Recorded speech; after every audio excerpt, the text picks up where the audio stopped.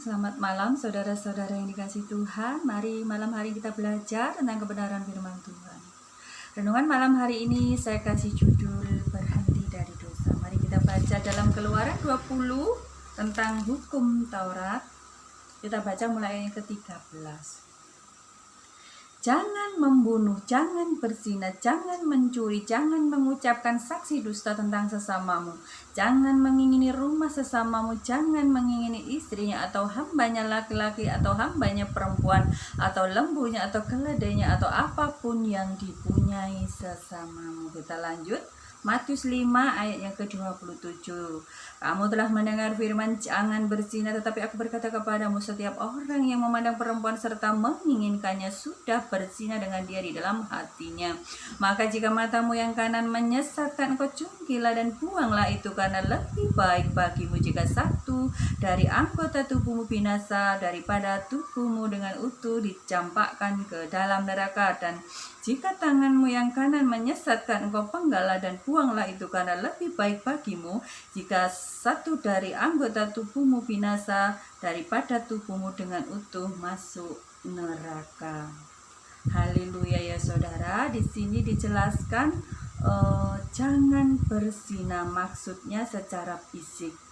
Tetapi ayat di bawahnya menjelaskan barang siapa memandang perempuan atau laki-laki dan menginginkannya, dia sudah berzina di dalam hatinya.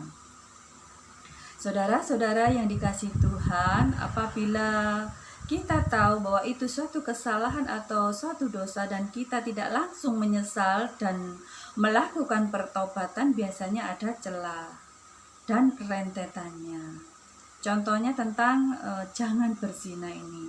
Ini pernah terjadi di dalam kisah Raja Daud, di mana Daud melihat dan memandang Batseba lalu menginginkannya.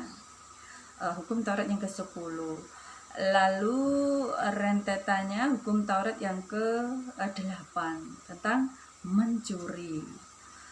Karena Batseba ini milik Uria ya saudara. Lalu Daud berencana membunuh Uria. Hukum Taurat yang ke-6. Jadi ini pelajaran yang sangat berharga buat kita semua agar tidak main-main dengan dosa. Amin ya saudara. Ketika saya membaca tentang kisah Raja Daud ini, luar biasa ya saudara. Raja Daud ini dari muda Tuhan sudah berkenan kepadanya dan jatuh hati kepada Daud ya saudara. Dan waktu masih muda, Daud ini diurapi oleh Nabi Samuel menjadi raja. Setelah menjadi raja, ada beberapa kejadian di mana Raja Daud pernah jatuh dalam dosa perzinaan dengan Batseba. Lalu berencana membunuh Uria. Juga pernah pura-pura gila ya saudara, dan juga pernah menipu Raja Akis tentang perang. Tetapi yang luar biasa bahwa Raja Daud ini mempunyai kerendahan hati ya saudara, dimana ketika Nabi Nathan menegur tentang kesalahannya, dia langsung menyesal dan melakukan pertobatan, dan dia juga menerima konsekuensinya dari perbuatannya itu ya saudara, dan berhenti dari dosa dan Tuhan memulihkan. Saudara, saya sampai bertanya kepada Tuhan, kenapa Tuhan ini kok jatuh hati kepada Raja Daud? Dan Roh Kudus menjawab, hatinya itu loh Lea melekat kepadaku. Haleluya ya saudara-saudara, bisa baca dalam Mazmur. Memang Raja Daud ini hatinya benar-benar melekat kepada Tuhan. Salah satu ayat mengatakan bahwa lebih baik 1 hari di pelataranmu daripada 1000 tahun di tempat lain. Ini membuktikan bahwa Raja Daud tidak ingin jauh-jauh dari hadirat Tuhan. Salah satu pujian mengatakan, tak kau pandang hina hati yang hancur. Hati yang hancur adalah hati yang menyesal dan melakukan pertobatan. Tuhan. Kita lanjut Matius 5 ayat yang ke-29. Cungkilah matamu atau penggalah tanganmu, lebih baik dari salah satu anggota tubuhmu binasa daripada utuh dicampakkan ke neraka. Di sini Tuhan Yesus bukan mengajarkan tentang kekerasan untuk kita mengambil benda tajam untuk mencungkil mata kita, atau mengambil pisau atau golok untuk memotong atau memenggal tangan kita. Tetapi hari ini apabila kita membaca atau mendengar kebenaran firman Tuhan dalam Matius 5 ayat yang ke-29 sampai 30 dan juga Matius 18 ayat ke-8, kita berhenti dari dosa. Amin ya saudara.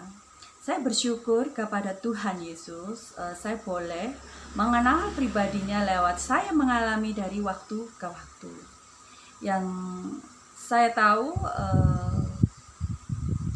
Tuhan itu sangat-sangat panjang sabar. Bukti panjang sabar kita baca di dalam Yakobus 4 ayat yang ke-8, mendekatlah kepada Allah dan Ia akan mendekat kepadamu. Tahirkanlah tanganmu, hai kamu orang berdosa, dan sucikanlah hatimu, hai kamu yang mendua hati. Mana ada Allah yang seperti Tuhan kita, saudara. Kadang-kadang kita melupakannya, kadang-kadang kita menjauh darinya, kadang-kadang kita tidak setia, tetapi Tuhan itu tetap menyertai kita, memperhatikan kita dan setia. Ayat ini mengatakan, mendekatlah maka Ia akan mendekat. Saudara-saudaraku, apabila kita hari ini pernah melakukan suatu kesalahan atau dosa-dosa yang kita anggap besar dan tidak layak bagi Tuhan, saya katakan hari ini, kembalilah, mendekatlah kepada Allah, maka Ia akan mendekat. Dan Tuhan akan memulihkan kita semua, saudara. Dan Tuhan juga tidak pernah memandang rendah atau hina kita. Saudara bisa baca di dalam Mazmur 51. Haleluya ya saudara. Mari malam hari ini kita belajar bersama-sama untuk tidak main-main dengan dosa dan berhenti dari dosa.